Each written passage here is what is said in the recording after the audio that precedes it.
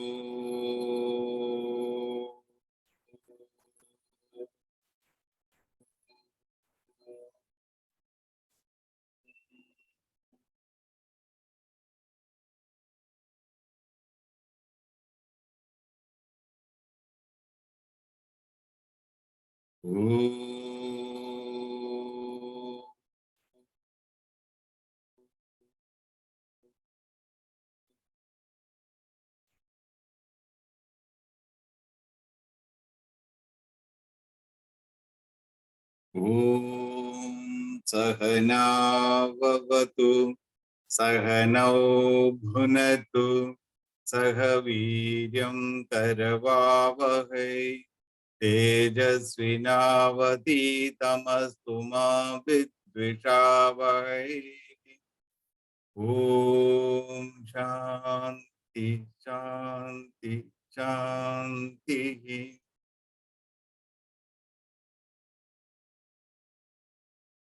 Om Vakratunda Mahakaya Suryakodi Samaprabha Nirvignam Kurume Deva Sarvakaryeshu Sarvada.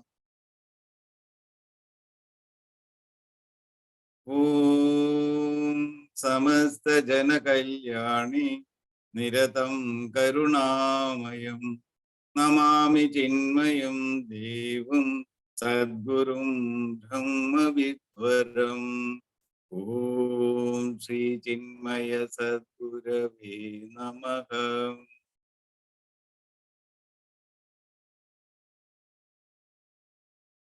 Om Radhasmarami Kriti Samspuradatma Sajjit Sugam Paramaham Sagadinturiyam Yes Sopna Jagara Sushuptama Vaidi Nityam Tad Brahma Nishkalamaham Naja Bhuta Sankaha Pradarbhajami Manasa Vacha Samagamyam Vacho Vibhadi Nikilaya Danugrahena Yennedi Nedi Vachanir Nigamavaucho Tandeva Deva Majamachudamahuragyam Pradharnamami Tamasa Paramarkavarnam Purnam Sanadana Padam Purushottamakyam Yasminnidam Jagada Cheshama Cheshamurto Rajvam Bhujangamaiva Pradibhasidam Vai.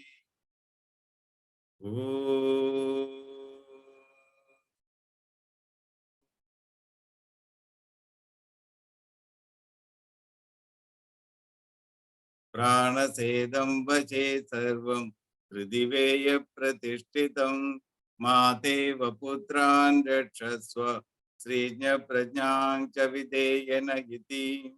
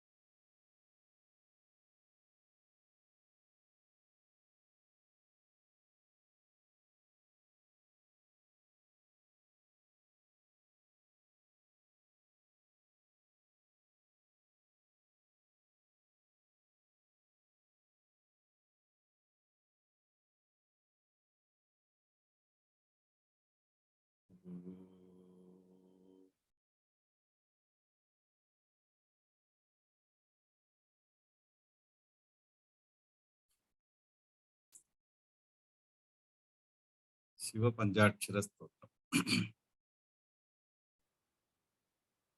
ഓം നമ ശിവായ, ശിവായ നമ. ഓം ഓം നമ ശിവായ, ശിവായ നമ. ഓം നാഗേന്ദ്രഹാരായ ത്രിലോചനായ ഭസ്മാങ്കരാഗായ മഹേശ്വരായ നിത്യായ ശുദ്ധായ ദിഗംബരായ തസ്മൈ നകാരായ നമഃ ശിവായ. മന്ദാകിനി സലീല ചന്ദന ചർച്ചിതായ നന്ദീശ്വര പ്രമദനാദ മഹേശ്വരായ മന്ദാര പുഷ്പ ബഹുപുഷ്പ സുപൂജിതായ തസ്മൈ മകാരായ നമഃ ശിവായ. ശിവായ ഗൗരീ വദനബ്ജ വൃന്ദ സൂര്യായ ദക്ഷാധ്വരനാശകായ ശ്രീനീലകണ്ഠായ വിഷധ്വജായ തസ്മൈ ശികാരായ നമഃ ശിവായ.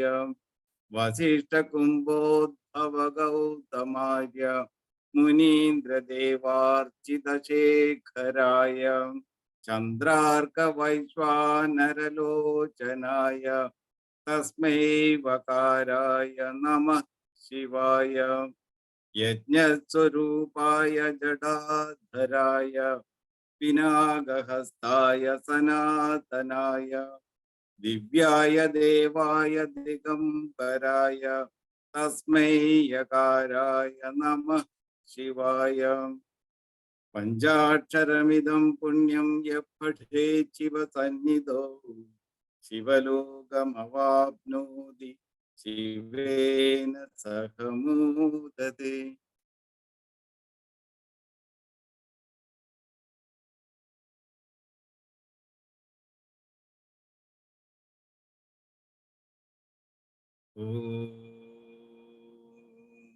മൂകം കരോതി വാചാലം പങ്കും ലംഘയതേ ഗിരിം യത്കൃപാതമഹം വന്ദേ പരമാനന്ദമാധവം.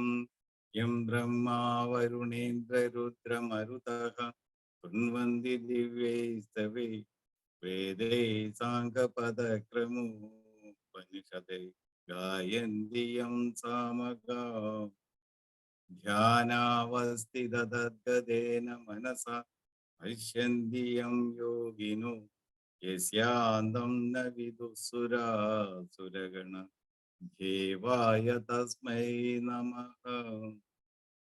സർവധർമാൻ പരിത്യജ്യ മാമേകം ശരണം വ്രജ അഹം ത്വാ സർവപാപേഭ്യോ മോക്ഷയിഷ്യാമി മാ ശുചഃ.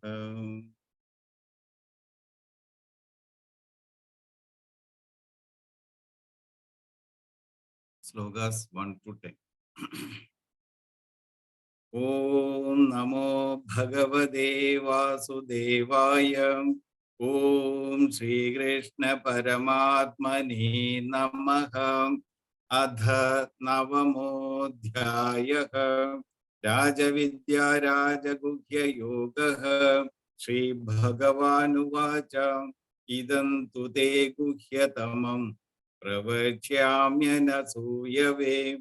ജ്ഞാനം വിജ്ഞാനസഹിതം യജ്ഞാത്വാ മോക്ഷസേ ശുഭാത്.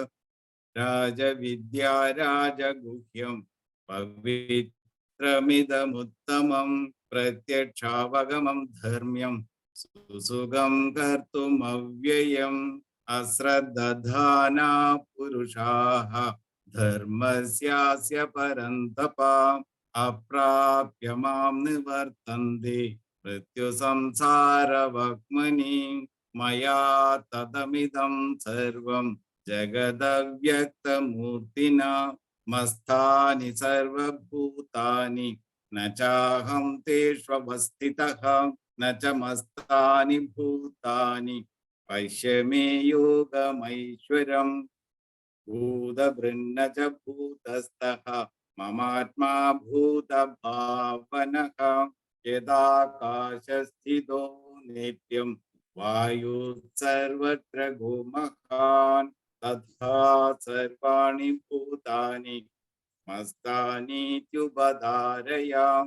सर्वभूतानि कौन्तेय प्रकृतिं यान्ति मामिकां कल्पक्षये पुरस्तानि कल्पादो विसृजाम्यहं प्रकृतिं सोमवैष्णव्यः विसृजामि पुनः पुनः भूतग्राममिमं कृष्णम् अवशं प्रकृतिर्वशात् न च मां तानि कर्माणि निबध्नन्ति धनञ्जय उदासीनवदासीनम् असक्तं तेषु कर्मसु मयाध्यक्षेण प्रकृतिः सूयते सचराचरम् हेतुनानेन कौन्तेय जगद्धि परिवर्तते ॐ तत्सत् Hari Om. Thank you, Sukumarji. We move to the recap section with Dilip ji. Hari Om.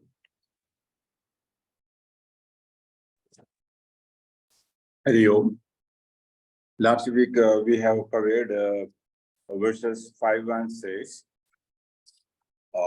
It's Nachamastani Bhudani Pashime Yogam Aishyaram Bhuda Brinna Bhudastha Mamatma Bhuda Bhavana Yada Gashastido Nityam Vayu Sarvatravo Mahan Tatha Sarvani Bhudani Mastani Trivadahaya. These two verses are very important in this chapter 9, Rajavidya Rajagurya Yoga. Many of the sadhaks have explained in detail, and Sanjay ji had given a detailed explanation. But these two sentences are not merely to be read or heard or explained away by words. They are to be meditated upon, and it has to be contemplated. Then only the real thing, the essence of that thing will be applicable to the reader. The core issue, core content of the verses is the real supports the unreal. The unreal seemingly lives in the real. The unreal can never condition the real. These things, if you can contemplate upon, you can really live a blissful life on this planet. Now, I've seen that a couple of sadhaks still wanted to elaborate on this verses of their own understanding of this, and it is so we'll be getting more onto this during the session today, and we carry on with that day next thing. Over to you, Manishji. Hari Om. Rajendran ji, please proceed with today's proceedings. Hari Om. Sri Gurubhyo Namah. Om Namo Bhagavate Vasudevaya. Om Shri Krishna Paramatmane Namaha. Chapter 9, verses 7 and 8. Sarva Bhutani Kaunteya Prakritim Yandi Mamikam Kalpakshaye Punastani Kalpadau Visrajamyaham. Sarva Bhutani, all beings, Kaunteya, O son of Kunti, Pragridim, to Pragriti, nature. Yanti, go, merge. Mamiga, my. Kalpakshaye, at the end of a kalpa. Punaha, again. Tani, them. Kalpa adau, at the beginning of the next kalpa. Visrajami, send them forth. Aham, I. All beings, O Kaunteya, O son of Kunti, go into my Prakriti, nature, at the end of a kalpa, I send them forth again at the beginning of the next kalpa. Prakritim swamavashtabhya visrujami punah punaha bhudagramamimam krishnam avasham prakride vashat. Prakriti to Prakriti, Prakritim to Prakriti, Swam, my own, Avashtabhya, having animated, Visrajami, send forth, Punaha again, Bhudagramam, multitude of beings, Imam, this, Kritsnam, all, Avasham, helpless, Prakriti, of nature, Prakriti, Vashat, by force. Animating my Prakriti, I again and again send forth all multitude of beings helpless by the force of nature, Prakriti. Earlier in a discourse, Lord Krishna had explained, that is in 8th chapter, 17, 18 and 19th stanzas, which I will read. How the creative projection of the total mind transcribes the existing subtle vasanas into apparent gross forms, and again during the dissolution, the gross projections are absorbed into their unmanifested condition. The same idea is explained here again in these two stanzas, not merely as an idle repetition, but with a definite purpose of indicating that the Creator is capable of functioning only under the grace of the Supreme Unmanifest Self. The eternal Brahman functioning through the equipment of the total mind is God principle, the Creator, and the same absolute Brahman functioning through the limited individual mind and intellect is the individualized self, the mortal ego, samsari. The same sun gets reflected in the clear still waters of a vast lake and in the disturbed muddy pool on the roadside.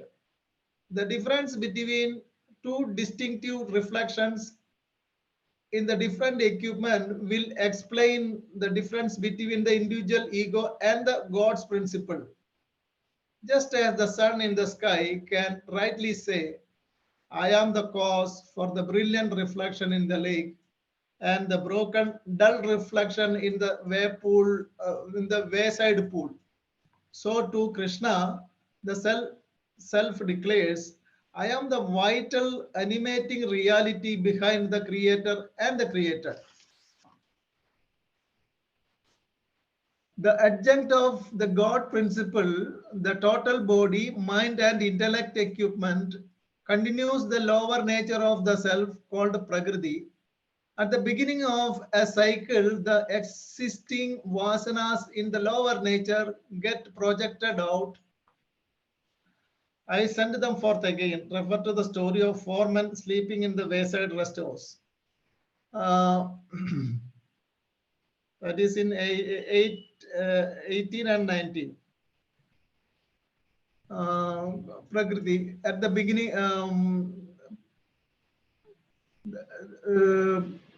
the adjunct of the God principle, the total body, mind, and intellect equipment constitutes the lower nature of the self called Prakriti. At the beginning of a cycle of the existing vasanas in the lower nature get projected out, and at the end of the kalpa, all beings go to my Prakriti. The act of invigorating or fertilizing the Prakriti to grow up again into tree of Sansara is an act of grace from the Brahman.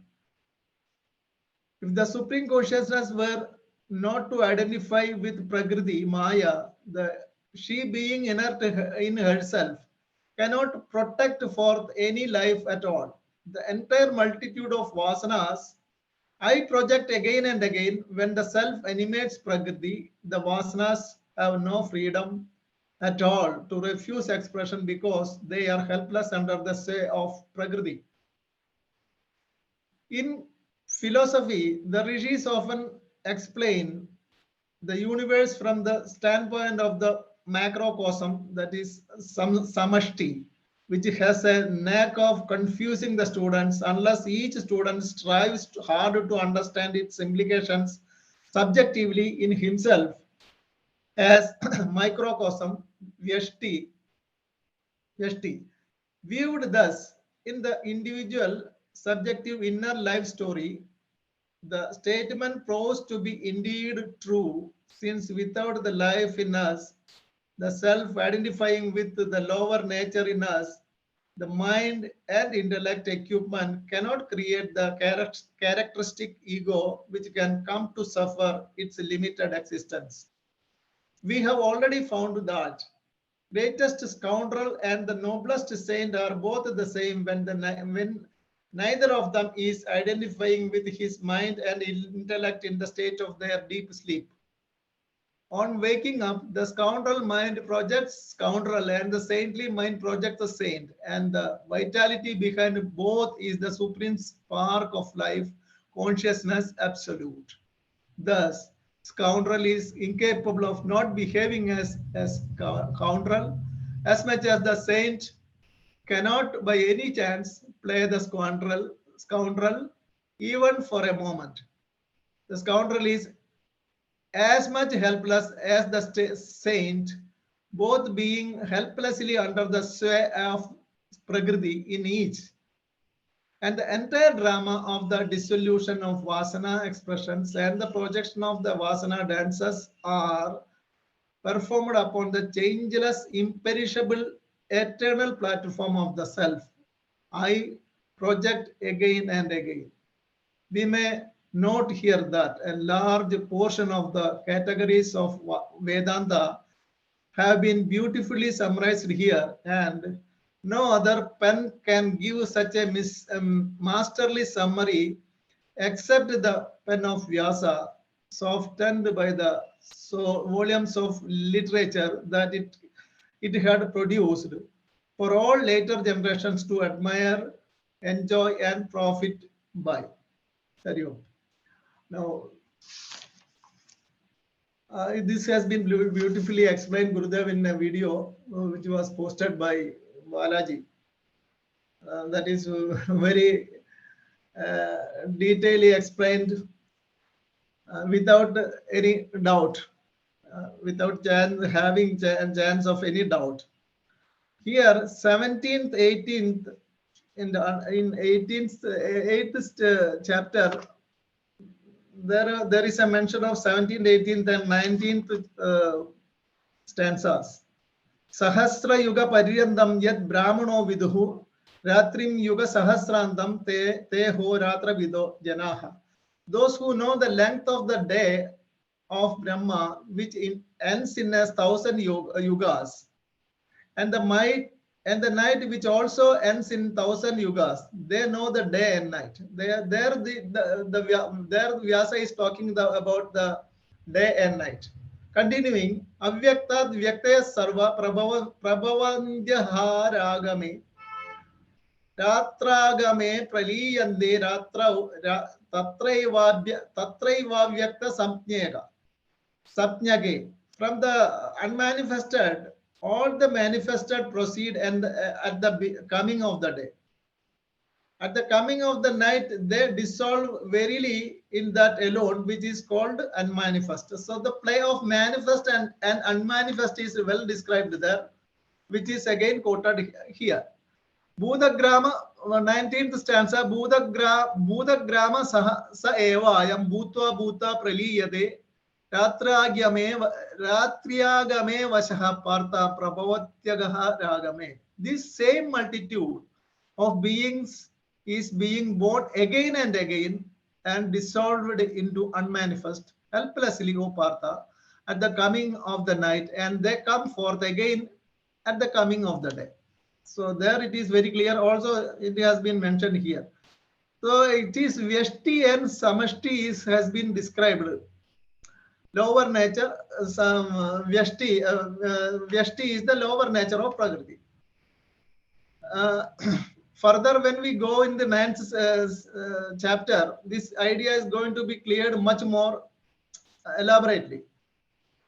If when a tiger sleeps and awakes, it is coming as tiger only, because it cannot go to any other animal, because the vasanas inherent in the tiger is that of tiger only. This dissolution and manifestation are necessities of individual as well as this nature, the prakriti, as the waves in the ocean. But the supreme consciousness remains the same, the akhanda bodha. Um, now here, whatever see is seeing in Vyashti is seeing in the Samashti also. We sleep. Gurudev has cited a very good example of a scoundrel and a saint. The slept scoundrel will wake up as a scoundrel only, whereas the slept saint will wake up as saint only. They cannot go to any other prakriti, go to any other nature, go to any other type of persons, because the vasanas inherent in each of them, the same in the same vasanas they come out. They have to create they have to come forth. So this is the law of the nature, rule of the prakriti. Because of the avashad, there is a term used, avashad, because of the helplessness. And Gurudev has in his video beautifully mentioned about a contractor. If we construct a house according to the constructor, the contractor has to construct it according to the design provider. If there is no living room in the design, there will not be a living room in the construction. So he cannot construct it in a different way. He will construct according to the design given. So what is inherent prakriti among us, within us, we will be coming forth in the same way. It will be projected in the same way. Otherwise, the world will be completely chaotic. We cannot even imagine such thing. So this there is a takeaway. Literally, there is a very practical takeaway from these two portions, two stanzas, which is, if you in our daily life, if we go for any malpractices, again in a contract, whatever is mentioned in the scope of work, the contractor has to execute according to the scope of work only. Otherwise, his project will not get passed. That is one thing. If a student corrects his mark list in the for higher studies, he will be caught and punished. So there is a rule for this world, and everyone has to follow that rule in order to maintain that status quo, or whatever, the peace and tranquility in the world. This is well described by Gurudev in his video. Thank you, and further explanations we can hear. Hari Om. Thank you. Hari Om. Thank you, Ranjanji. Last week we had a few requests from Humanji and Nagarajji, so I would like to prioritize them and give them some more time to elaborate upon the current verses and the previous verses both. So Humanji, please. Hari Om. Hari Om. Thank you, Manishji, for providing this opportunity. As Gurudev rightly said, and Dilipji also mentioned, that the shloka number 5 and shloka number 6, they are meditative. And that's why I think is very important to go deep into these shlokas to understand how to see this world, or how to see the Lord's glory. I will be only covering the 6th shloka as an example of the 5th. And the 7th and 8th are very self-explainable, as they also sum it up in the 5 minutes. So now look at the shloka number 6. Yatha kasho sito nityam vayu sarvatra go mahan tatha sarvani bhutani matasthani padharaye. Why this shloka is very important? Because even as Gurudev said, even Arjuna got puzzled after listening from the Lord that in the shloka number 4, Lord says Matsthani Sarvbhutani, and in the shloka number 5, Nacha Masthani Bhutani, and also Lord says Pashya. He doesn't say Drishya, he said Pashya me Yogam Aishwaram. Bhagavan is actually ordering Arjuna to see his Yogeshwaram. Now let's try and understand with an example. So this particular shloka is the example of detachment and temperament, and that the world we see is like the magic show. Now, when a magician shows us the magic, we all like it. We all get deluded by his magic, and we consider that to be a real. Now, if one wants this kind of siddhi, he can go and surrender to such magician, and he will give these powers to us. But the only thing which has to be respected in this world is the truth. And these transient objects are not worthy of that respect. And that's how the Vayu, the air, has been used. Yatha Kashosati Nityam, Vayu Sarvatrogo Mahan, the Mahan Vayu always stays in the Akash. The great air, the great wind, always stays in the Akash and is able to pervade everything. It is Mahan, it is very great. It has great strength and can uproot large trees. Here, Lord has postmortem the wind. What is the air in space? What is the sound of words in space? So when I deep studied and read about other saint also, Akhandananda says, two things are given in the Panchadashi.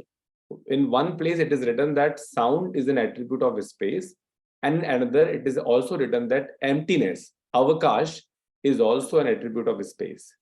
Now, if we look at these two things, the Shabda and the Avakash, whenever I speak, every sound, the next sound has to have a pause, and that is the Avakash. So they can't be two separate things. So the space has one object, which is called the sound. Now, the wind is the result of the matter in the space, and it's being connected to time has two consequences. That is the utterance of the alphabet like ka, kha, ga, and words like ghata, pata, etc. And since sound is connected to space, it is also connected to the utterance of words. So since the current of the air is the space, so air also has to have the object of the space, which is the sound. Even so, when I speak, I am actually leaving the air out, and that's how the utterance of the words are coming.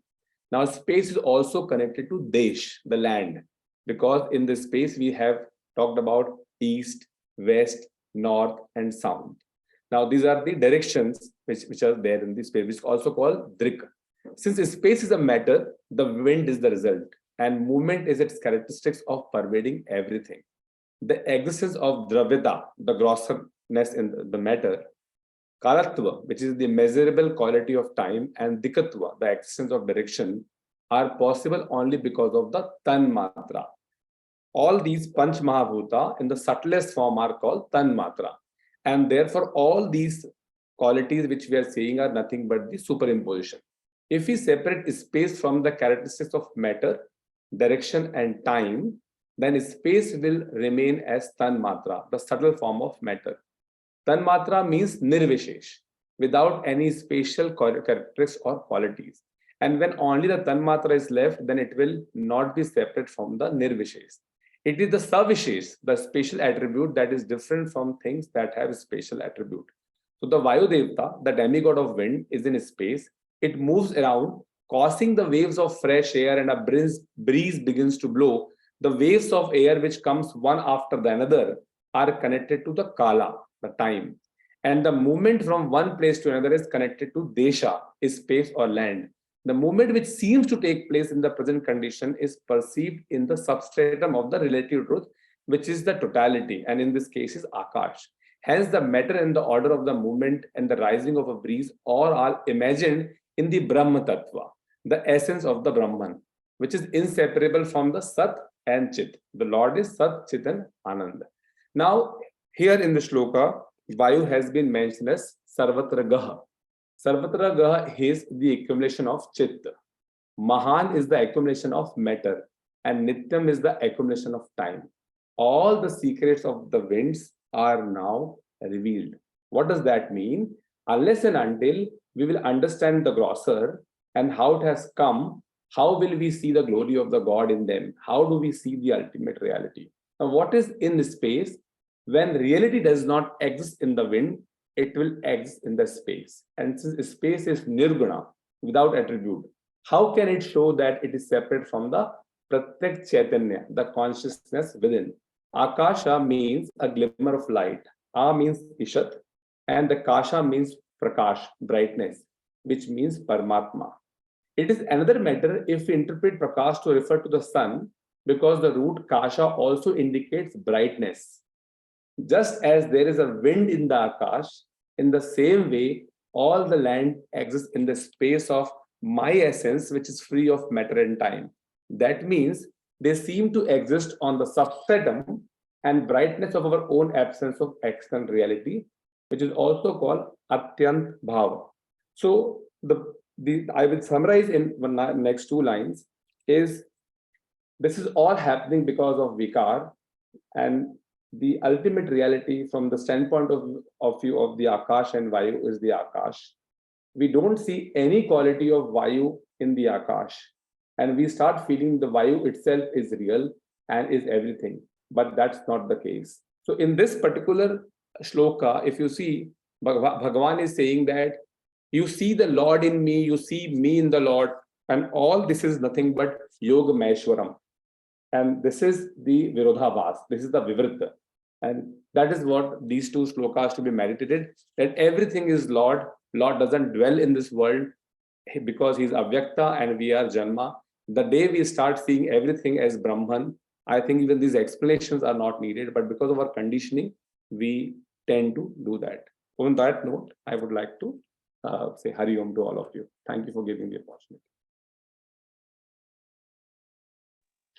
Hari Om. Thank you, Bhuvanji. Nagaraj ji.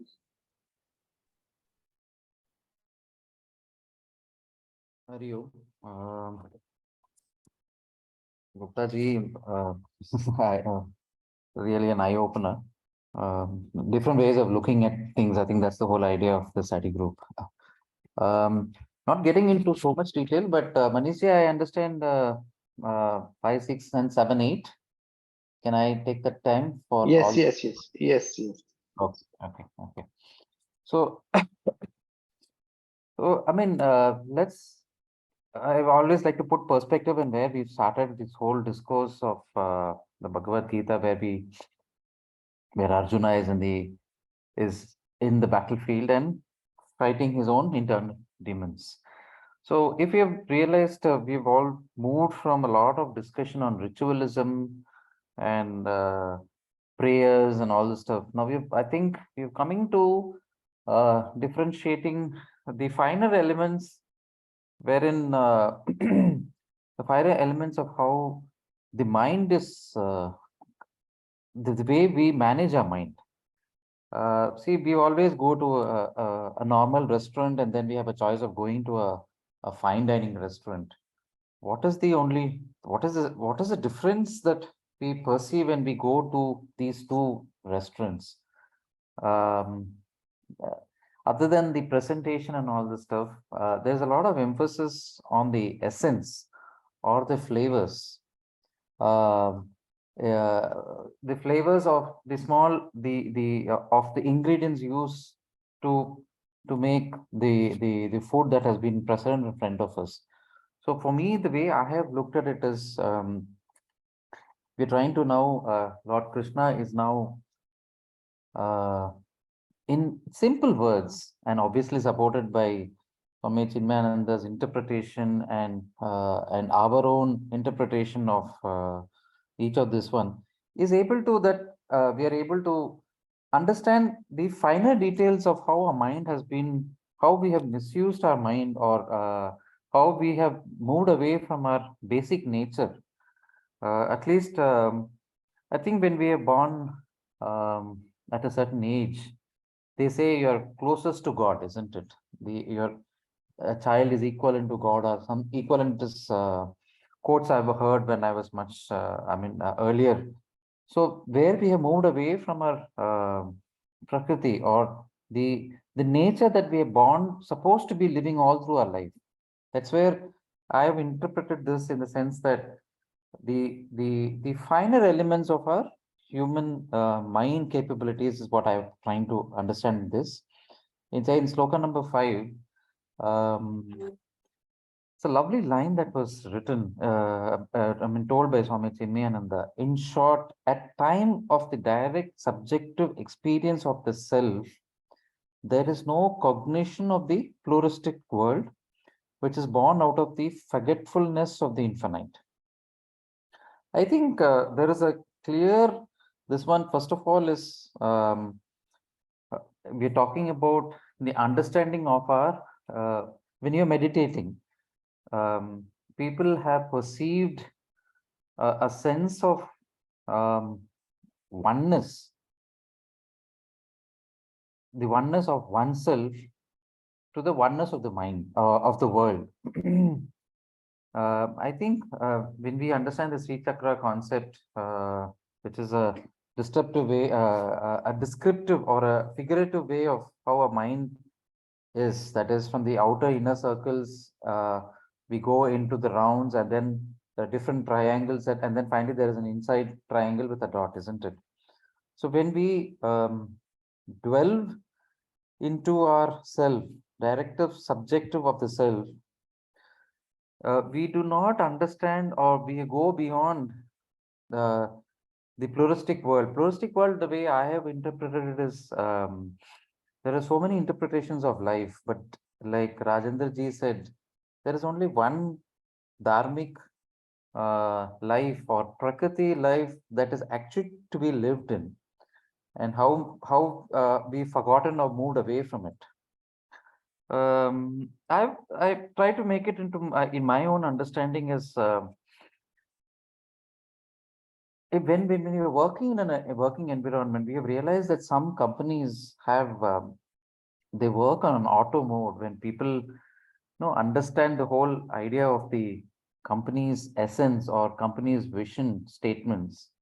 But how do they work without possibly a very strong leader in and around when the managers are not there, but still the organization runs on a or like an auto mode?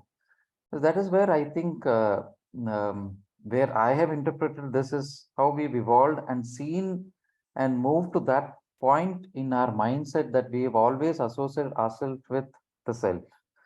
So you don't have to behave, you don't have to act in a certain way. You are already, what I would say, when you're playing, I think when we have watched cricketers play, we know they are in the zone, isn't it? When however people bowl at them, they're able to convert into winning strokes. That is because they have attuned their mind into the purest of themselves, where they're able to see or perceive things as they should be, and then they react or live in a way that they treat the ball the way it has to be treated.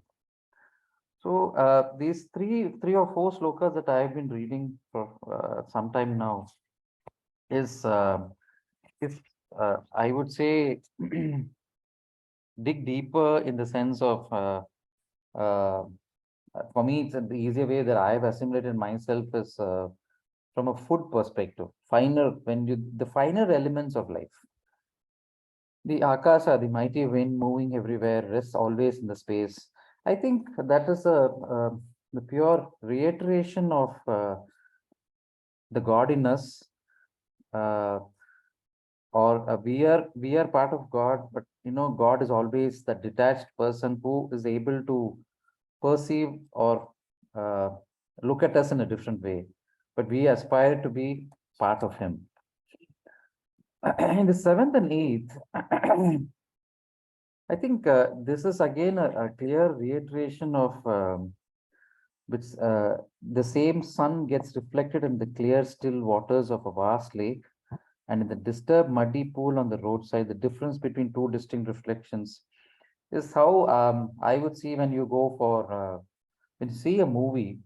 All of us, I've realized that when I was much more younger, is what I perceive about a movie is might be a very good movie, but some of my friends around me have always said, I didn't understand the movie, or I think the movie is completely wrong. So I think I'm clear in my mind is God is very clear that there is only one way of living our lives, which is the dharmic way, or by the nature that is there around us, which we don't want to perceive it for whatever vasanas that we have, or how we have clouded our intellect.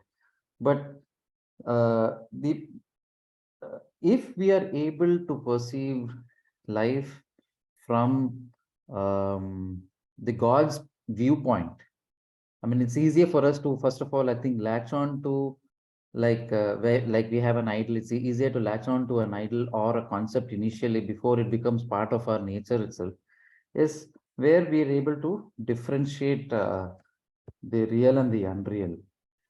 I think sloka 7 is a clear indication of uh, in a different way about the concept of rebirth. That's how I've looked at it.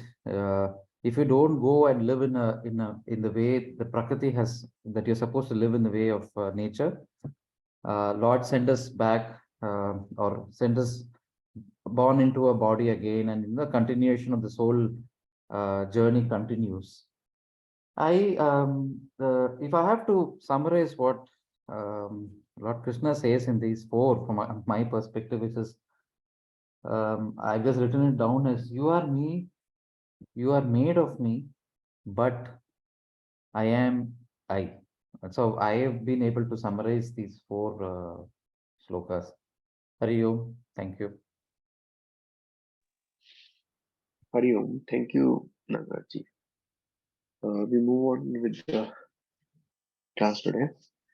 So, Balaji sir, are you still available? We have some time. If you are okay to speak.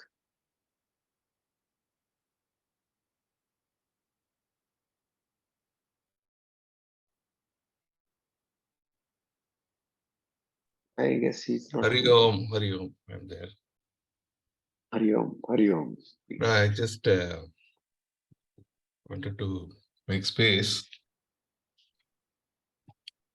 These two slokas are, as a continuing concept of the Supreme Lord and his capabilities, what we have to understand as we live in this life. So where from the entire creation has come is the subject of discussion, and then the fourth and fifth sloka, with the example given in sixth sloka, is amplifying that concept. So now here the important thing is that the entire thing is animated by the Supreme Consciousness, Brahman. Here Krishna says that it is me, as in the discourse.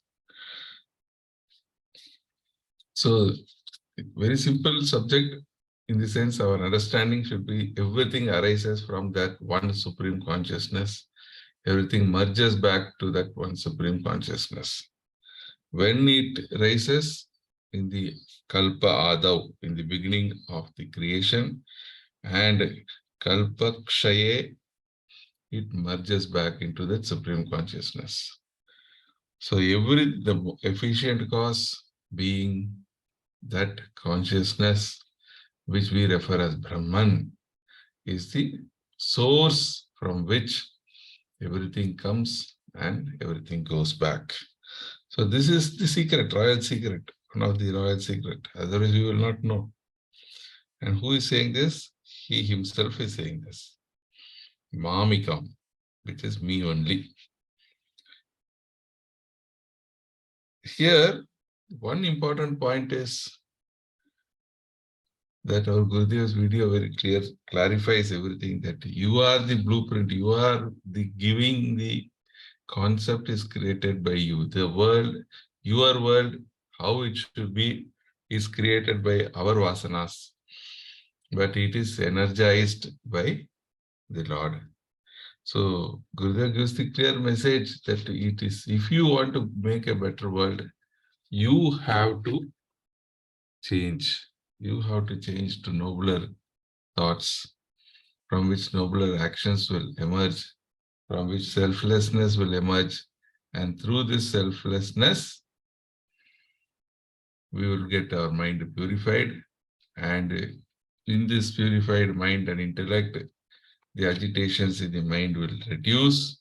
A mind which has less agitations will be ready to realize or cognize that supreme consciousness within us. So this is the change required. So ultimately, although the entire existence is possible only by His grace, the way we exist, the way we want to live, and the realization is given to us as a choice.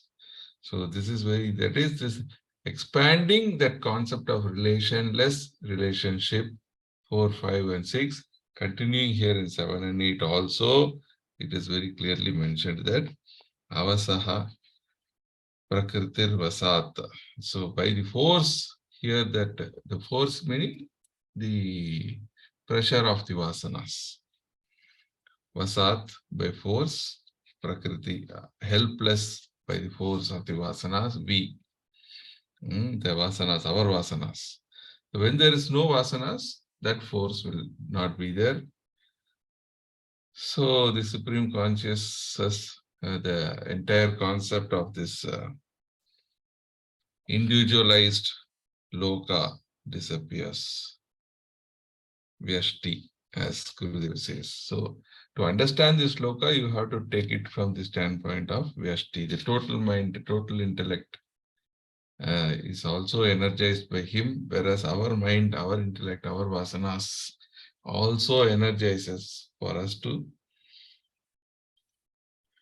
these instruments of BMI function. Because of him, we are able to perceive, feel, and think the world outside also through him only. So again, that is the entire thing. That's all. Thank you. Hari Om. Sadguru Nath Maharaj ki jai. Hari Om. Thank you, Balaji. Few thoughts from my side. So the whole this Gita and what I understand is that this is basically a fight between the Vasanas and the Om.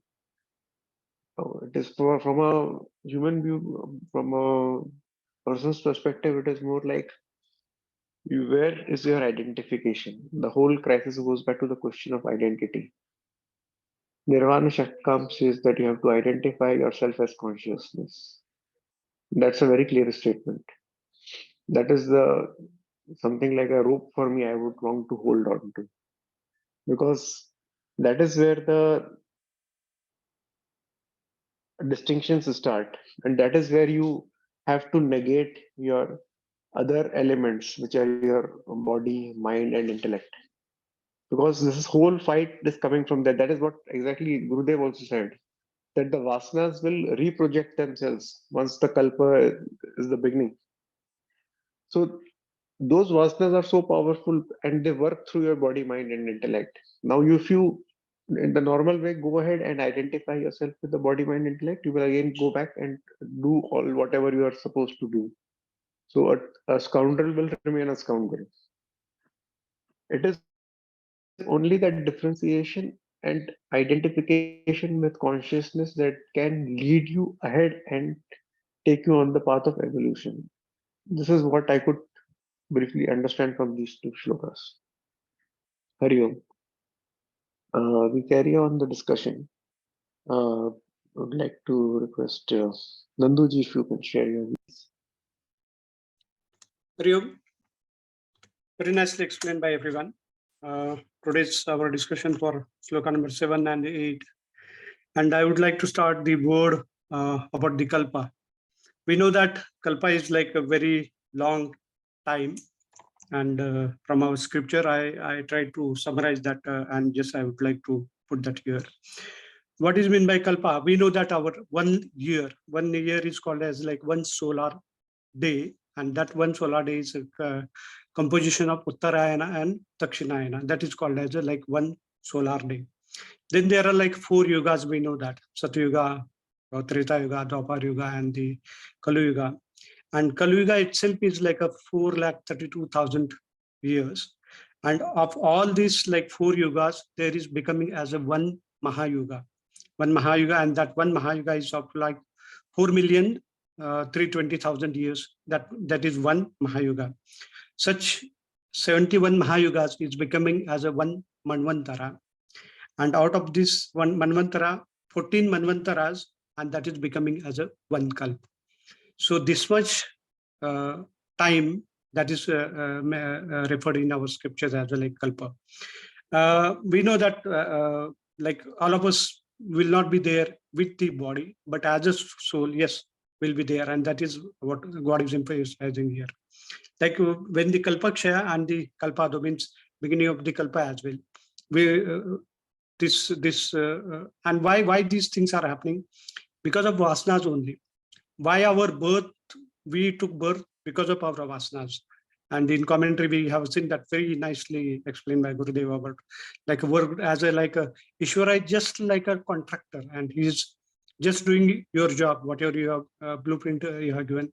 If you haven't given any blueprint, there will be no any buildings or anything. And that is what may be coming out from all these saintly peoples and all those things. And about this word like kalpa, and many of you may be knowing about like Namdev Maharaja, who is like a famous saint of like Vithala. Namdev Maharaj is saying like such a people who are like Hari, Das of Hari, they should get the life of like a kalpa. That much life they should get. And this is not for anything, just to do the worship of Lord. And like whenever we do the kshaya of these vasanas, then only we'll be liberated from all these things. And Eknath Maharaj, like a famous saint from like Maharashtra, from Paitan, he mentioned like in his scriptures, Jalma ghawa lage vasanecha sangi. Because of vasanas are there, we are taking birth. And what need to be done? And in addition to that, Tukaram Maharaj is saying like Indriyancha vasanecha kshay. Means like if you are able to control on your indriyas and vanishing your vasanas, vasanecha kshay. One more condition is another there. You should not be having sankalpa or anything. And if these things are happen, then there will be no ego. There will be no ego at all. And once if there is no ego at all, then our job is done. But to do that itself, it's not an easy task. And Gita also is saying like Sadhavana Lapti Jnana, Indriyam Tatpara Sayatra Indriya. That is what Gita is also saying. Moving on to the like 8th shloka, and it is mentioned like Vishrujam Puna. In Chandogya Upanishad, there is one shloka is coming when it is talking about like a creation of this world. And Tadakshet Bahusyam. We know that like Ekoham Bahusyam, we have listened that several times. And God, he thought like himself, like I to be become as a like many. So as those many, maybe with like a body or anything, we are many. But as a, like a soul or anything, we all are as a one. That is what simple understanding by what I could understand from these two slokas. Hari Om. Hari Om. Thank you, Nanduji. We move on, and Meenakshi ji, would you like to share your views? Hari Om. Yes, Manishi. So, I will also take a few minutes to cover the verses 5 and 6. Okay, go ahead. Yeah, just a few minutes. So 5 and 6. So the way the verses have transgressed is the verse 3 talks about that you see Brahman as a substance, as the existence in every being. That's the first step. The second step is, for example, so the easier example is you see the clay in every pot. The clay is the substance of every pot. The second step is there is no pot. It is just clay. So basically all the pots are inside the clay. Similarly, there are all the people, they are, every living thing is in the existence. That's the second step. That's what the Lord says in the verse 4, that everything is in the existence in me. And the fifth verse, it talks about that there is nothing there. It is just me as an existence everywhere. So as I said, I hear Swami Sarvapriyananda, and he has mentioned a few lines about Saint Jnaneshwar and his commentary on this verse. And these are very powerful sentences, statements which he has made. I will read them out. Just give me 1 minute. So he has mentioned that if you want to see my nature beyond Prakriti, then the statement that all beings are in me is false, because I am all this. In the twilight of ignorance, the mind's eye becomes dim, and in light, although I am one, I appear to be many things. When the dim light is over, I appear as a garland or a serpent in its true form. Just as a giddy person feels the world revolving around him, so the pluralistic world appears moving. To say that the beings are in me and I am in all beings is delirious. Thus, it is a misconception that I am the support or the core of all beings. Just as one sees a mirage due to sun's rays, one thinks that I exist in all beings exist in me. So this is what he has mentioned, and the very powerful statements. So what it actually means in a sense is, if you see the pots, they're nothing but clay. It's just, so it's simpler to say that the pots are just the names and the forms. In reality, it's nothing but clay. Similarly, everything is just the existence, the Brahman. And then he has mentioned that, having said that, this is the third stage, but the first stage is also equally important. Seeing the same Lord in everyone is also a very, very progressive step. So you are actually seeing the Lord everywhere, and that is, you're moving. You don't have to go to temple. There are living temples everywhere. So that's the first step is also very important. Realizing that is also, it's also a very big thing. And then we have the verse which is explaining the wind and the space. And the way I understood it was that the wind is powerful, it's strong. And similarly, our minds project many things in the mind, but we as space, we should not get affected by it. This is how I understood it. Now, coming back to verses 7th and 8th, I have a question for Sanjay ji when he has time. So I was, so it again talks about very macro cosmic things. We talk about dissolution, and Swami Krishnananda's commentary, it talks about the end of kalpa. So the end of kalpa is when the time actually dwindles into nothingness. And he has mentioned that during that time, Brahma gets dissolved, and with him, everything else. So even the time, all the five senses, the time, the space, the ether, water, everything gets dissolved, and everything goes, they are withdrawn in the causal state. And everything in that condition, one will not know what it is and what it is not. And in the beginning, he has mentioned that it looks as if the whole universe was sleeping. Darkness has enveloped the whole cosmos, unknown to everybody. And then again, after 100 years of his sleeping, then the Brahma will rise again. And he has mentioned that in Valmiki Ramayana, the next Brahma would be Hanumanji.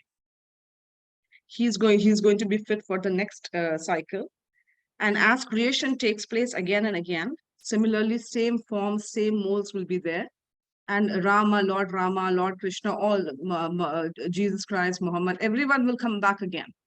But the souls in them would be different. So I didn't understand what he means by the inner soul dwelling in them will be different. That's something if Sanjay ji can explain. And then he has said that the dissolution of the universe does not mean the dissolution of karmas. So at the end of Kalpa, the whole universe gets withdrawn into Prakriti, and by the force of Prakriti, because we identify with the three gunas of Prakriti, it all projects back. So yeah, with this I'll close. Hari Om.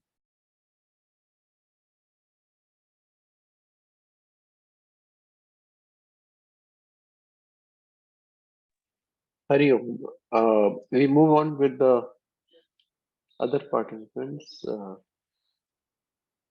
Suresh ji.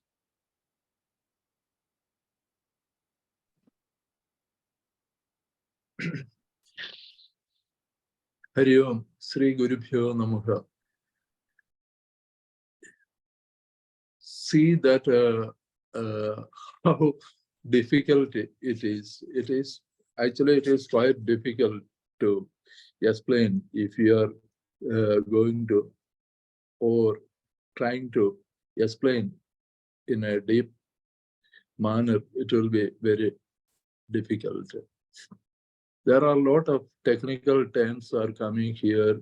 Vyaktam, avyaktam, vyashti, samashti, kalpam. So like that. So it is not easily to digest, and I think so this forum, it will not enough to understand the whole thing. So that is why we have to go through this commentary 2 or 3 or 5 times, and then only we will understand the real meaning. Even Swamiji also saying that after telling the commentary of the 5th and the 6th sloka, Swamiji also saying that these 2 are stanzas not merely to be explained away by the words. So that much depth is there. And there are a lot of technical terms are coming, and there are a lot of words enveloped with a deep meaning. As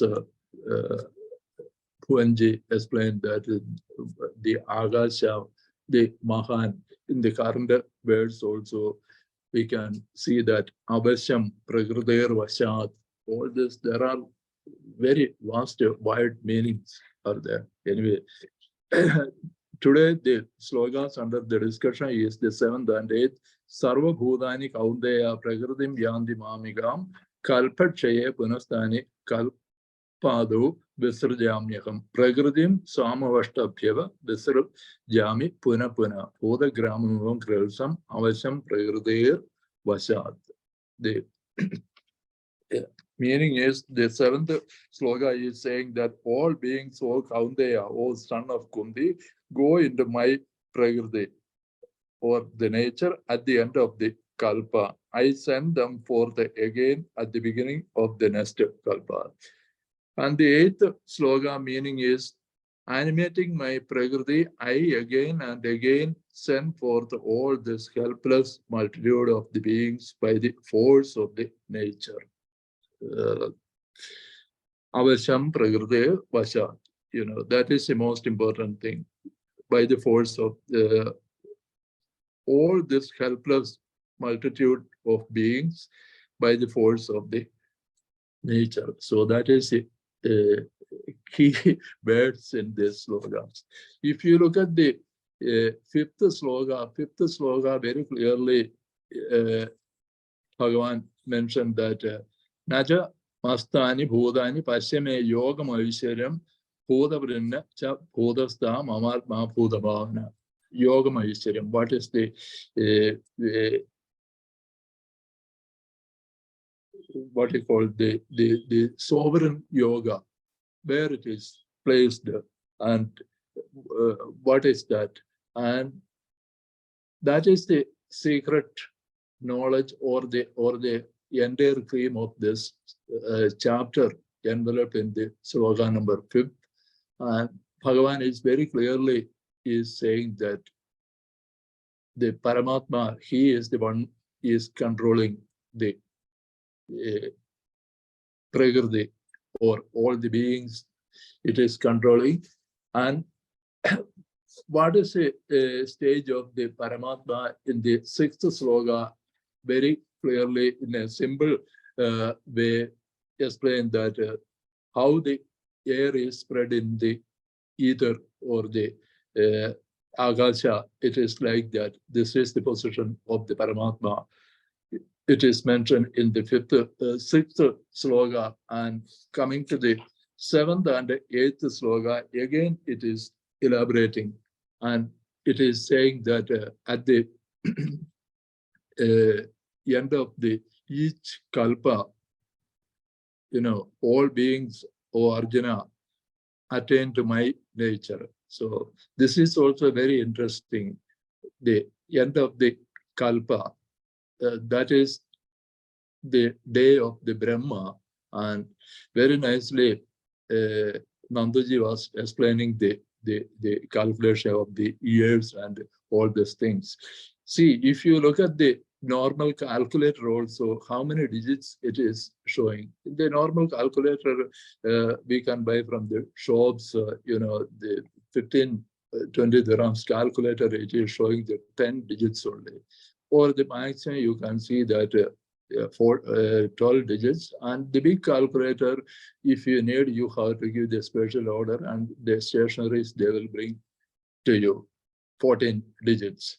But one kalpa itself, you can say that 315,360, and then 8 zeros are there. So that much 316, 315, 360 crores, which means 13 digits. This many crores years is one kalpa. One kalpa is there, and the total time of the Brahma also, which is unreadable. It is 18 digit or something. It is coming like that. So this is each kalpa. I am all the natures are attaining to the Bhagavan. And when Tejamananda Swamiji was explaining this Shivamanasa Puja Stotram, he is given a very beautiful example, which is very relevant here and very, very simple also. A mother is scolding a child when he or she is breaking a glass. There are two things are happening. The mother is asking that why you break this glass, and then the child is saying that, okay, how many pieces I made it? How many pieces of the glasses I made it out of that one glass? So it is like that. So the creation and the dissolution both are happening by the Lord only. When we look at the Brahma, Vishnu, Maheshwara also, you will understand that deeply if you are going through and understanding the real meaning of this one. There is no differentiation. Egam sat vipra bahudha vadanti. The truth is one only, that is the Lord. He is the Paramatma, and the Paramatma is the one is creating, and he is taking away from and taking to him. But he is not in the nature, and nature is not in him. So this is what the secret knowledge which is explaining in the 5th sloka. And what is, we are the human beings or the part of the Prakriti. So what is our situation? Avasham. Avasham means the helpless, or more appropriate, you can say that we are dependent, not independent. So that is the beauty of this sloka. I was saying that these are the key words. Avasham prakriter vashad. Avasham, we are dependent. Why? Because our prakriter vashad. We are under the control of this Maya. And who is controlling this Maya? In the last verse, the 5th and the 6th verse, it is mentioned that I am the one is the Paramatma, the Lord. He is the one is controlling this Maya. So here it is beautifully, it is saying that Visarjami Puna Puna. The dissolution is happening again and again. I am bringing forth the creation also. So like that, there is a lot of technical terms are here, and more and more, introspection and meditation is required to understand and digest these technical words and meaning of these verses. So let me stop here. Hari.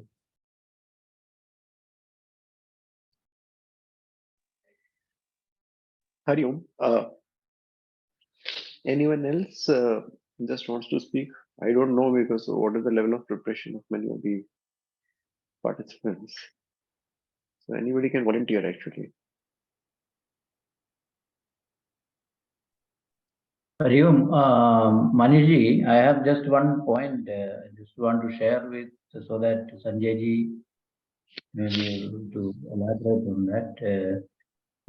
Because now present discussion, it says that just now Sureshji also said that the Paramatma is the controller. Whereas in Viveka Chudamani, there is one verse here. It says that the man of realization crosses over avidya by illumination and by the grace of God. And Gurudev's explanation here as grace of God is that, I will read that one small paragraph. One who controls, regulates, and orders everything in the cosmos is called Ishvara, the Lord. He is the Lord in each one of us. Our own vasanas determine, order, regulate, and control our lives. Hence, our vasanas are our Lord.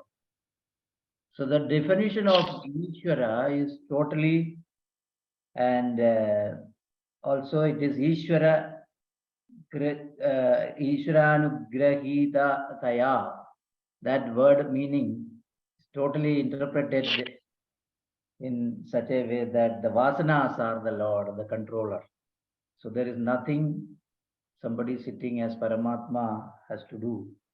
It is, in some contrast with this Prakriti Avashat, Prakriti Swam Abhishtaya, and all that. So that is controlled by me there. Whereas here in this Ishvara Anugrahita Taya is explained as our own vasanas are our controller or our Ishvara, by which the man of realization crosses the avidya. So I request Sanjay ji to just throw some light on that.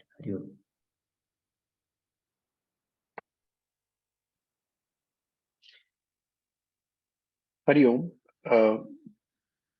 Anyone else who has any question or has an explanation or a discussion? Otherwise, we'll move this to Sanjay ji. Because I think there are several questions also which have propped up during the discussion. Hari Om. When in Bhagavad Gita we come across some fundamental questions, and when they come in the mind, that itself is abhyodaya. The very fact that something seems to be contradictory, something seems to be quite puzzling in the interpretation or understanding, it itself means that the vichara is on, the mananam is on, the dissecting process of thought is on, which is one of the most important prerequisites of study of Bhagavad Gita. As we see these two shlokas, Bhagavad Gita has taken a clean sweep at all of us. And the reason for that is Sankhya Tattva Jnana, which has been given a very high pedestal in the Bhagavad Gita by Gita Mata herself. The essence of Sankhya Tattva Jnana is coming in these two shlokas. So unless the Sankhya Tattva Jnana is very clear in our mind, to understand these two shlokas is not an easy game. What could be the reason for it? Why it is so difficult? The difficulty arises from a very fundamental question if the only truth in this world, which is Brahma, which is basically without any characteristics, anything that you can think of, how on such a pure thing an impure world is created? See, the fundamental functional dichotomy and the contradiction is, world is full of something which the Lord is not. That what exists in the world does not exist in Brahma, or that what is in Brahma as a Swarupa is completely contradictory to the samsara, or the world, or the srujana, or the utpatti. The question is not what is in this world. It is full of sorrow, it is full of plurality, it is full of diversity, it is because of the mind we have this problem. All right.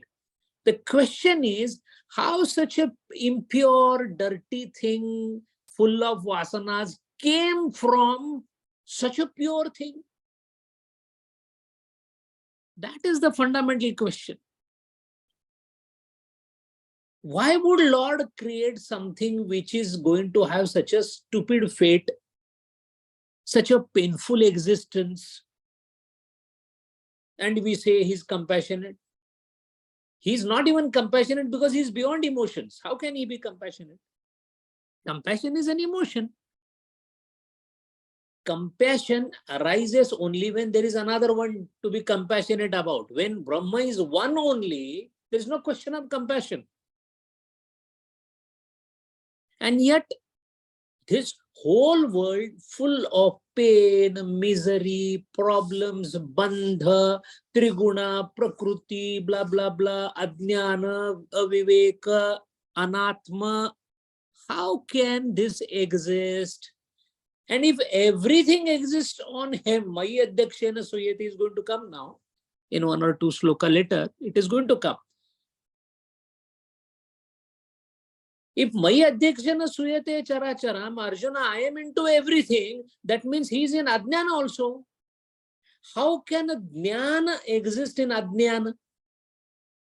What is the locus for the Ajnana?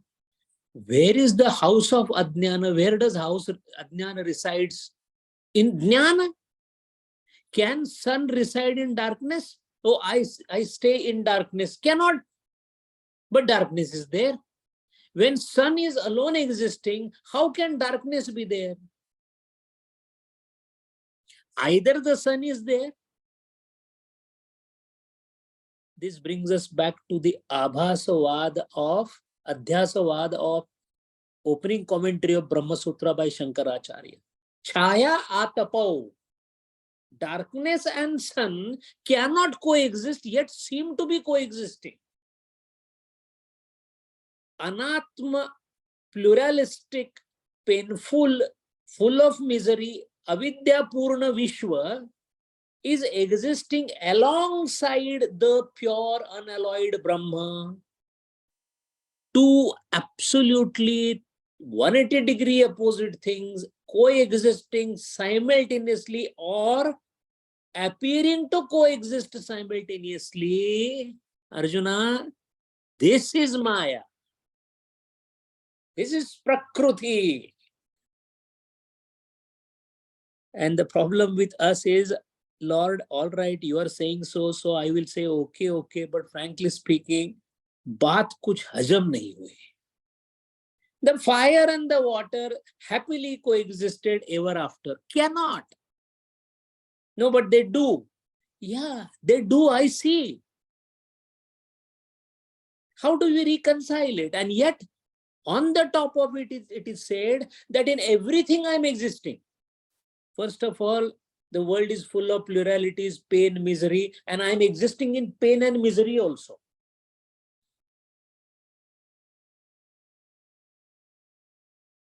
चोरों के संग चोरी करता बदमाशों में भेड़ो तू, चोरी करके जो पकड़ावे पकड़ने वाला तू का तू. In the thief, while stealing, doing the most anatma and most dastardly act, papam, I am there. So Lord is doing papam every day, everywhere, all the mafias, all the terrorists. How do you reconcile it? Because he's everywhere. That $1 million question is answered by Sankhyas because none of the darshanas, each darshana is master in giving something to the entire Advaita. Nyaya gives the excellent logic. No one can come closer to logic as much as Nyaya can come. In fact, logic has been called as Nyaya. So important was the contribution of Nyaya system. Similarly, if there is anyone who has come out with the most systematic theory of creation, it is the Sankhya and the Sankhya only. And that is why accommodating Sankhya Darshana into the Smriti Grantha, the excellence called Gita, the shloka starts with Sarva Bhutani. The first word itself is important. This is applicable only for Bhuta, none else. All the Bhutas. Bhuta, those who become. Bhuta is to become. This is not applicable for being. This is applicable for becoming. I am a man, you have become. I am an animal, I have become. I am the Ishvara, I have become. A very bold statement. I am Brahma, I am not become, I am being, essence. So this shloka is applicable for Sarva Bhutani. But the Devas becoming, Devi becoming, all the Sarva Bhutani. Kaunteya Sarva Bhutani Mamikam Prakrutim Yanti.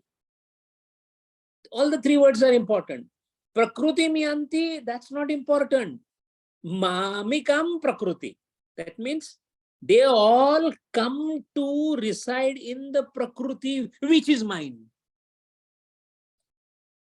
Meaning, Prakruti is a jada, she cannot exist without me. So what is Prakruti? Prakruti is called Maya, Ya, Ma, Samaya. That about which with certainty nothing can be said, but can be apprehended and ended. ये क्या है कभी पता नहीं पड़ेगा, पर इसको फेंकना है फेंक सकते हैं. Maya can be murdered, but Maya's body cannot be found. Why? Because Prakruti, the word for Maya in Sankhya Tattvajnana is Prakruti. It is called Maya in Advaita.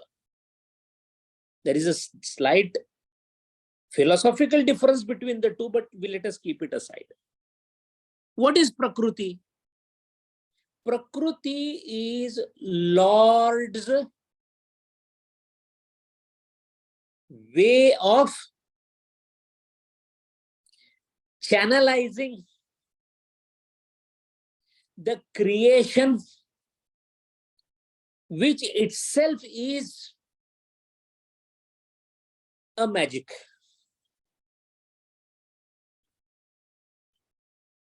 Because other than him, if nothing exists, where is the world?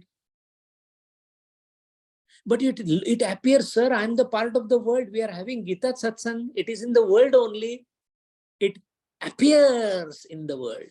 So Prakruti or Maya is a mode of operation of Lord whereby the world appears to be existing. Why am I feeling it so true then if it appears, if it is false, if it is just a magic? Why am I so involved into it? Because you are inside the spell of the magic.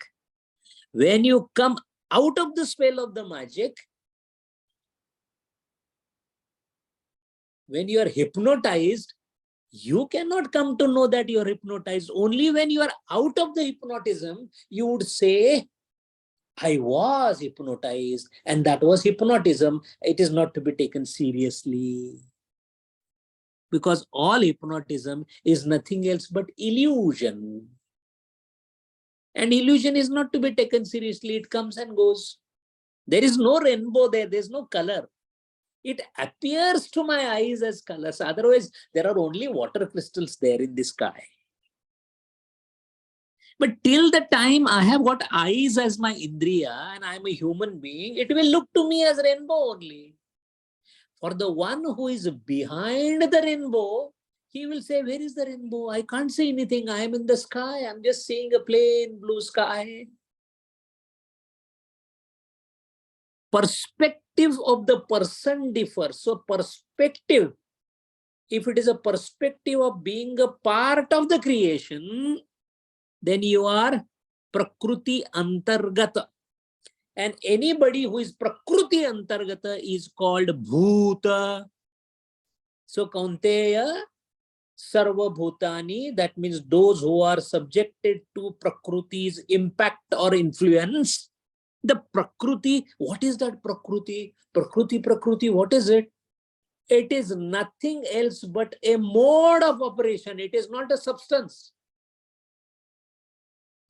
Prakruti comprises of Trigunas.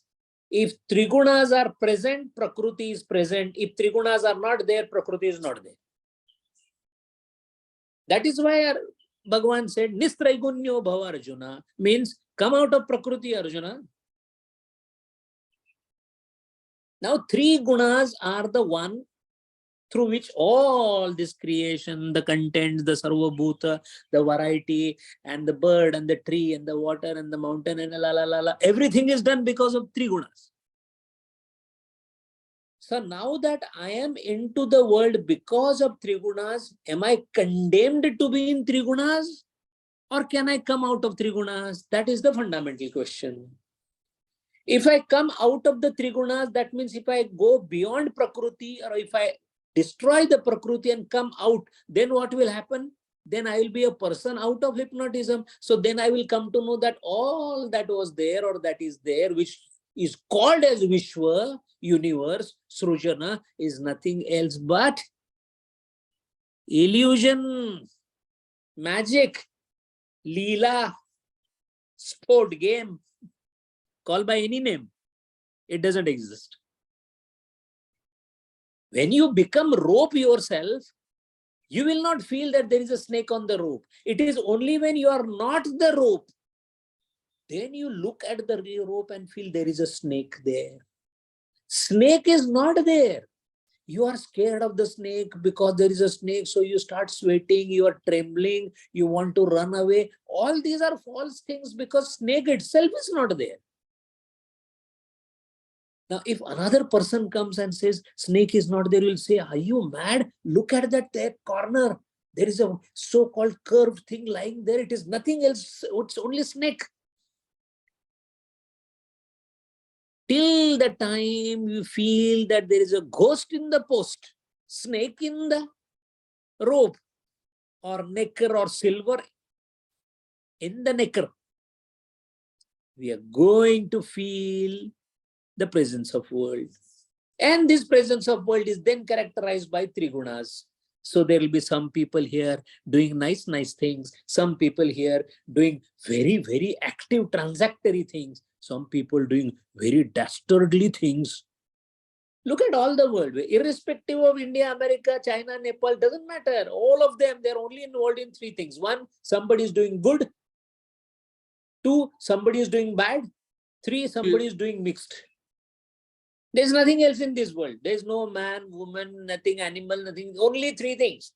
Sattva gunik act, karya, rajogunatmaka karya, tamogunatmaka karya. Morning till evening, I'm betting on this share so that I can get more money. Then I will buy these things. Rajogunatmaka karya.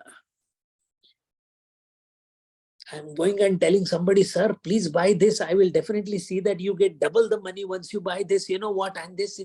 Rajogunatmaka karya.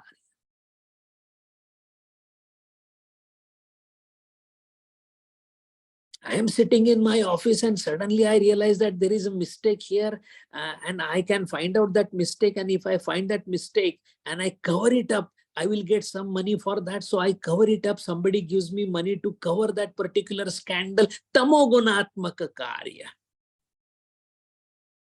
There is a pious sadhu sitting in under the tree and somebody goes and tries to trouble him. Tamogunatmaka karya.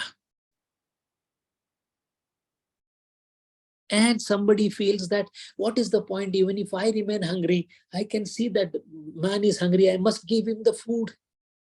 What is the use of having so much wealth for me? I must distribute it. I just read it every day morning. We read newspaper and see the TV and see all the news about so many people died there. There was a bhuskhalana, there was water, there was this, and we do nothing about it. Not even a pie contribution, not even going there and helping them. This is called as complete dryness of heart, callous heart. Tamogunatmaka karya. But you feel like going there, giving some money, see that somebody gets a blanket, somebody gets water, somebody gets some shelter. Anything where you care for others and not for you. Niswartha seva. Jiva seva. Niswartha seva. Sattva gunatmaka karya.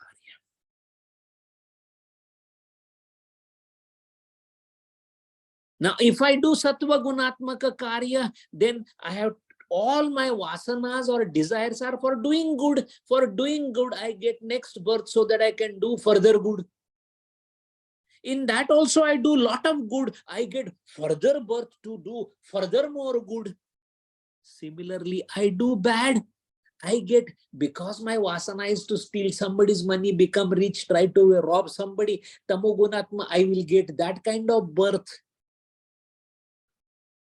Jatyantara parinamaha prakrutya purat. Patanjali Yoga Sutra says. Sharir and Indriya. Sharir is because of Bhuta Parinam.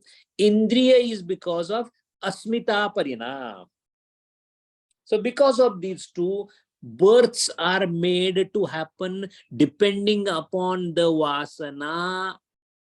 Tataha tad vipak anugunanam eva abhivyaktihi vasanam. Patanjali Yoga Sutra. Sati mule tad vipako jati ayu bhoga. Depending upon the vasanas or the desires or the sankalpas that we had, whether they were sattva gunatmaka, rajo gunatmaka, tamo gunatmaka, based on that particular karma, sati mule, tad vipako, in order to do the catharsis or fructification of that karma, jati ayu bhogaha, which species you will be born, how long you will live, and what kind of sufferings or enjoyments you will have is decided. So what we are doing right now is nothing else but the reflection of what we did in the past. Sir, we are all doing satsang not because all of a sudden we got an idea, let's do one thing, let's join a club called Chinmaya Mission. No, it is not so. There was some sattva-guna activity where we felt like listening to the Lord. So we heard about Swami Chinmayananda. Bahut sukrutanchi zodi manuni vitthali avadi. Even to get the name of Chinmaya on the tongue is an effect of the previous punya karma. Sattvagunatmaka karya. Now that we are doing satsanga regularly and thinking about the Lord, next birth it will be further more conducive for sadhana. More sincere and serious we are in Sattvaguna, more sincere birth will be given, conducive birth. Suitable birth will be given to us. And how long it will continue? It will continue till you do not stop desiring. If you have no desire means none of the gunas are used, because desire is the visible manifestation of trigunas. I want to be a king, Rajoguna. I want to help all the world and see that everybody's misery is alleviated. Sattva gunatmaka ichha. I feel like killing this man. Tamo gunatmaka ichha. And Bhagavanta says, Tathastu. Thy shall be done. We say to the Lord, thy shall be done. Lord says to us, thy shall be done. He reciprocates. As a result, we get into that particular birth to exhaust what we have already thought about. So how long this will continue? As long as you desire. But what if I don't desire? I don't have any sankalpa. I don't have any ichha. I don't have any, because ichha is not there, karma cannot be there. What will happen? The transmigration is stopped because you don't need a body now. Why will you need a body if you don't have a desire? Then where do I go? Then you are ineligible, you are outcasted, you are terminated from this world and you are put out of the world. That is what we want. To be a member of this world, you must have desire with you. Otherwise, you cannot be a member, even for the Deva. Maybe it's a Sattvagunatmak desire, but you have to have desire. As a result of which, Arjuna, in their life of all these bhutas, I give them a time in the night called deep sleep, when all their sankalpas and everything, vasana, they come to rest as if they are not existing. And he goes into a thing called sushupti, deep sleep. In deep sleep, there is no creation, there is no creator, there is nothing. There is nothingness, is nothing. When he gets up, again with all the same thing what you were carrying before. You were carrying a horse, you reached a dharamshala in the night, you tied the horse, slept in the dharamshala, morning you get up, you get your own horse and start walking forward, not anybody else's horse. Similarly, this is a called Dainandina Pralaya. In the similar manner, if one person's activity is like this, all the bhutas, if collectively they go to the sleep, all the bhutas, what will happen? Ishvara will go to sleep. Because what is Ishvara? Ishvara is monitor of the class called universe, in which students are the bhutas. So if the all class is going for sleep, the teacher has got no work, he will also sleep. Again, when they wake up, only thing is we wake up in 8 hours. Ishvara wakes up in blah, blah, blah, blah million years. Why? Bigger man, bigger sleep. Smaller man, smaller sleep.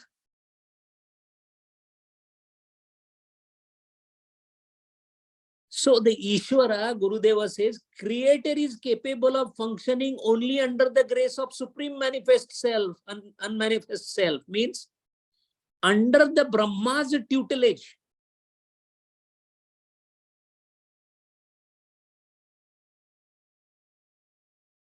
Under the Brahma tutelage, Brahma works. When everything is drawn back like a cobweb, bringing all the threads into his mouth, who remains? Only the spider remains. So only Brahma remains. Again, when this so-called sleep is over, and who decides the sleep? Brahma.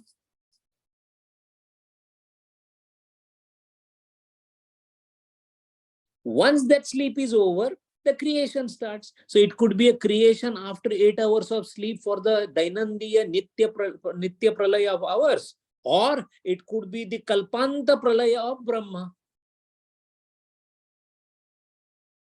Now what happens? Those who are carrying the highest possible Sattva Guna in them, those whose Sattva Guna has gone to a level where it is almost now completely enriched by Sattva Guna. Because Sattva Guna's beauty is when it reaches almost 100%, it kills all the 3 gunas. Sattva Guna Sampruktata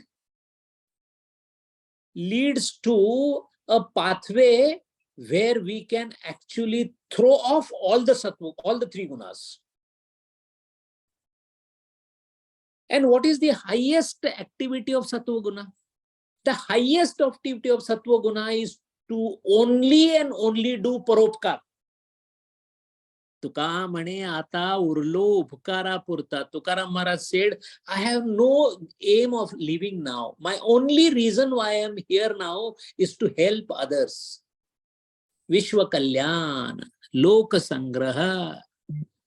When that is done with the highest desire of only and only helping, prophets are born. Such prophets, Swami Krishnananda says, shall be born again and again. The Jesus will be born again. The Prophet Muhammad will be born again. However, the inner soul will be different, meaning the way the Brahma will express itself as consciousness through their body will vary its activity depending upon the nature and the requirement of that particular time. Let me give you an example.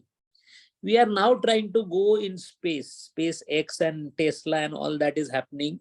Quite possible in another 100 years, we might start staying on Mars. Now, right now, if you see, our Adi Manav had a lot of fear of darkness because anybody could come and jump at him and kill him, all animals. So we were afraid of night. But these days, nights are now enlightened by the light and all that. Our fear of night is not as high as Adi Manava had. So fear is a kind of a vasana, a trait. That trait is slowly going away.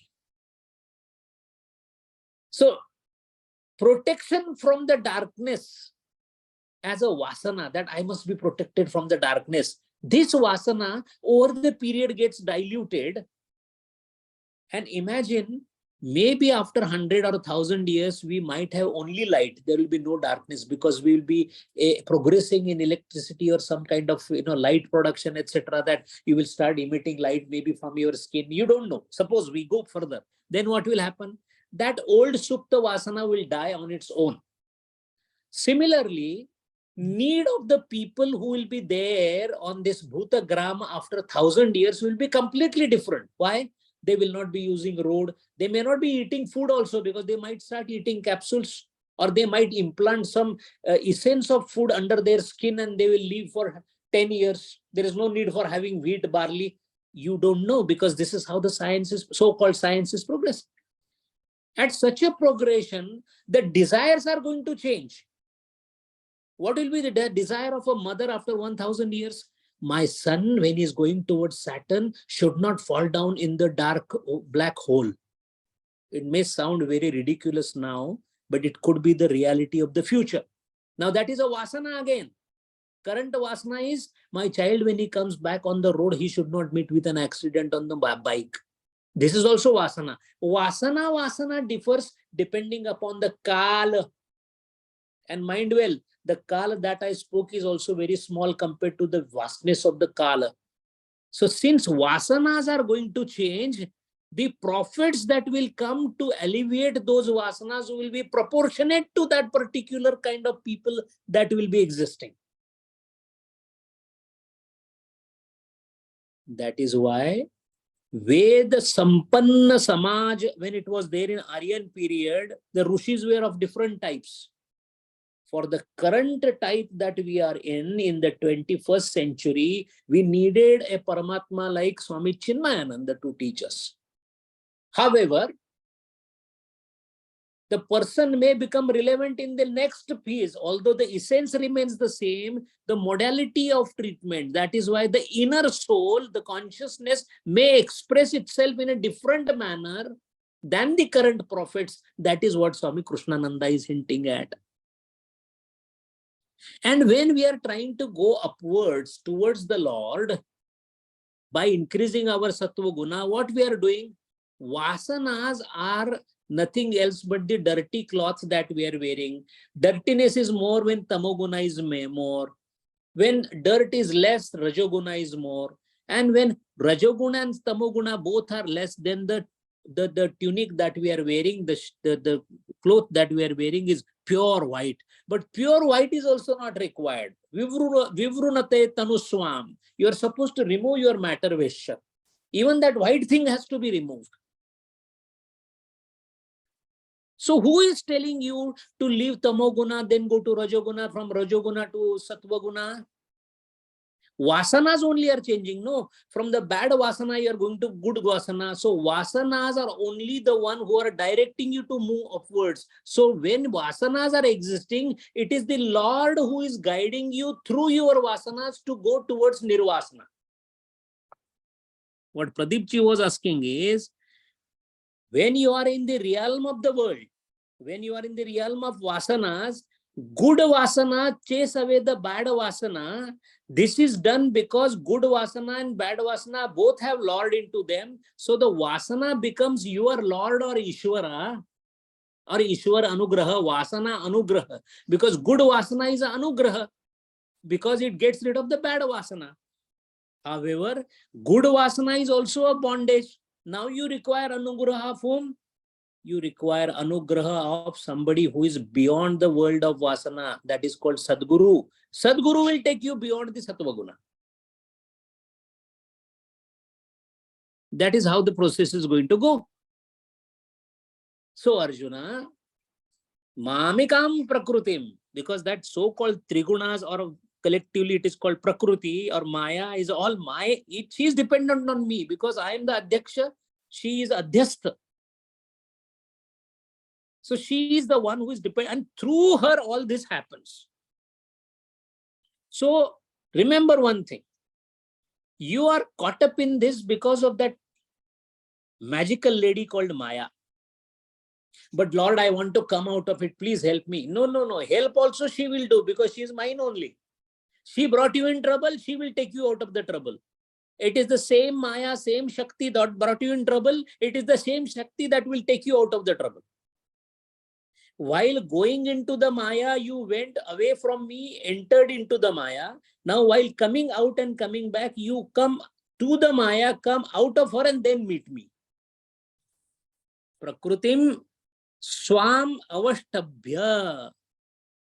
I have only asked that Prakriti to behave the way she is behaving, that Triguna, etc., multiplicity, and different janmas and vasanas and all that. That appears to be her creation, but frankly speaking, it is Swam Avashtabhya. And again, she creates, she destroys, she creates, she destroys. And Prakrute Vashat, not Mam Vashat. Don't blame me. Gurudev says, don't blame God. Contractor need not be blamed. Beautifully explained by Gurudeva. Your blueprint. You have a better blueprint, show it to Maya. Show it to Prakriti. I have a better blueprint. I want to help everybody. I want to become Niswarthi. I want to become Chitta Shuddha, etc. She will create a house like that. No, I want to be further better than that. She will create a house like that. Then you bring a blueprint which has completely nothing on it. It is just a plain blueprint. I don't want to become anybody.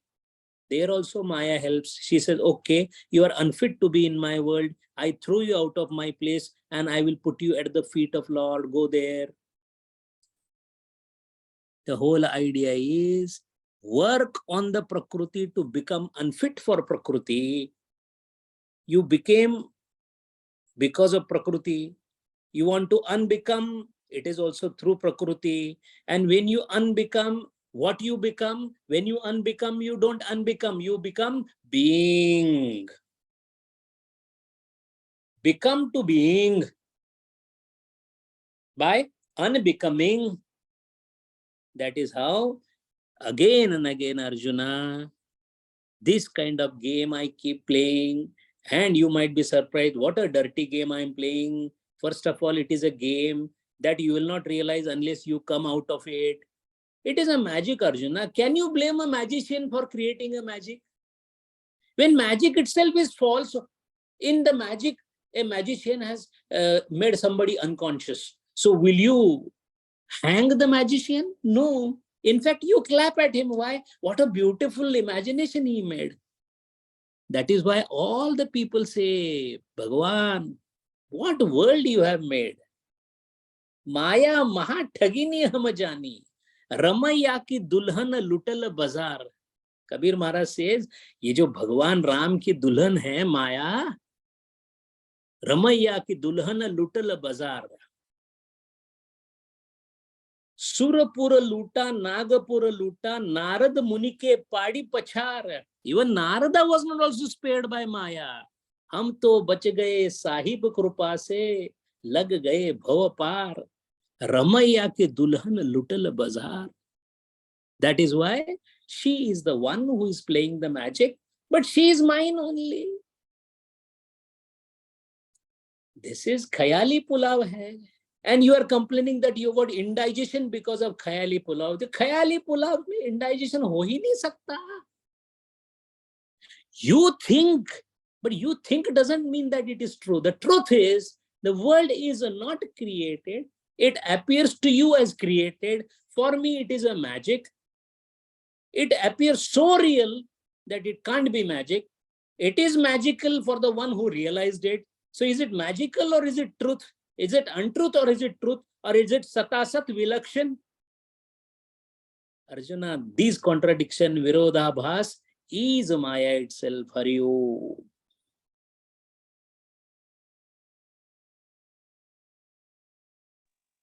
Hari Om. Thank you, Sanjay ji. Wonderful. Very visual.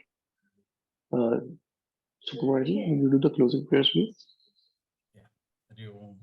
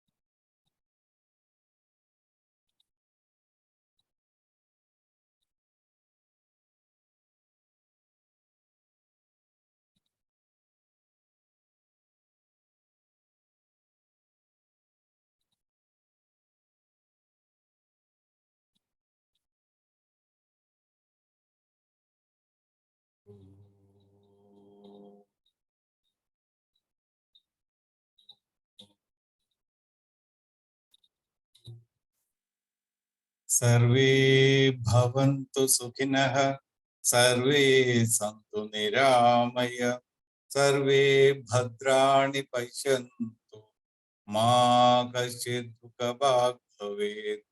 असतो मा सद्गमय, तमसो मा ज्योतिर्गमय, मृत्योर्मा अमृतं गमय. ओम शांति शांति शांति. हरिः ओम. श्री गुरुभ्यो नमः. हरिः ओम.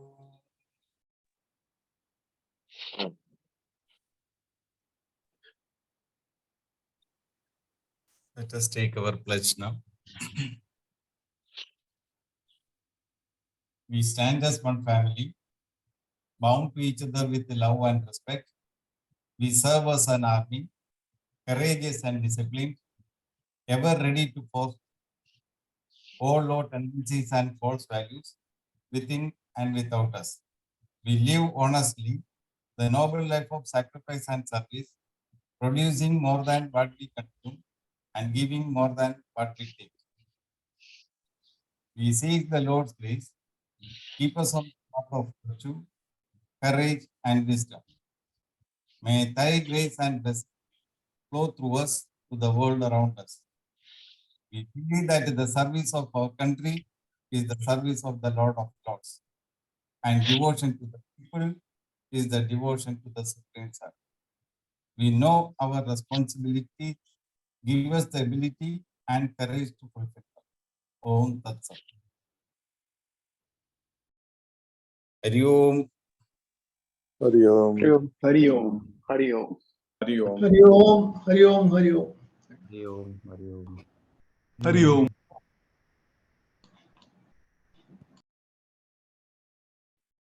Hari Om.